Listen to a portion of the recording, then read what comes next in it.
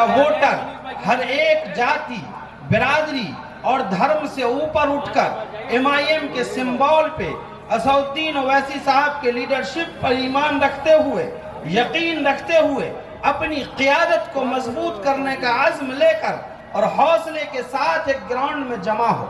मैं देख रहा हूँ कि नौजवानों में जो उत्साह है, नौजवानों में जो खुशी है, वो इस बात की गवाही दे रहा है कि बिहार एक नई सियासी समीकरण की तैयारी में है। अब बिहार में ऐसा नहीं चलेगा कि नीतीश कुमार या लालू प्रसाद किसी भी ऐरे गैरे के गले में टिकट डाल दे और वो सांसद या विधायक बन जाए।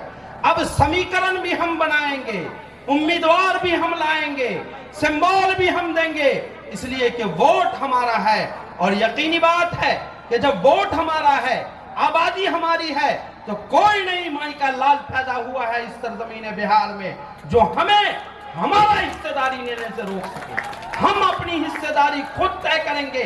हम अपने सांसद और विधायक इतनी तादाद में बनाएंगे कि मैं आपको गारंटी देता हूं कि एक वो वक्त था कि इंदिरा गांधी जैसी सुपर पावर लीडर दिल्ली से रेंगते हुए दारुस्सलाम हैदराबाद पहुंची थी। बिहार में भी वो वक्त आने वाला है कि लालू प्रसाद और नीतीश कुमार जैसे लोग जो सियासी मफाद के लिए सिर्फ हमारा इस्तेमाल करते आए हैं, वो रेंग कर पटना से किशनगंज के दारुस्सलाम की चौखट पर आकर गिरेंगे और सियासत की भीख मांगेंगे। कल तक हमारे लोग दूसरे नेताओं के सामने टिकट का भीख मांगा करते थे। अल्लाह का फजलो करम है कि आज हम इस लायक हो गए हैं कि हमारा हाथ ऊपर है और हम टिकट देने वाले बन गए हैं। सोचिए आप लोग कि वक्त और हालात बदल चुके हैं, सियासी समीकरण बदल चुका है, माँ और बाप की राजनीति खत्म हो चुकी है। अब सियासत में जगह उसी को मिलेगी जो अपनी खाक छानेगा, जो अपने वतन के लिए काम करेगा। आप सोचिए कि खून की किस्तें तो कई दे चुके, लेकिन ऐ खाके वतन हक अदा क्यों नहीं होता। आज बाहरी लोग आकर हमें सेकुलरिज्म का पाठ पढ़ा रहे हैं। आज बाहरी लोग आकर हमें ये झांसा दे रहे हैं कि हम विकास करेंगे।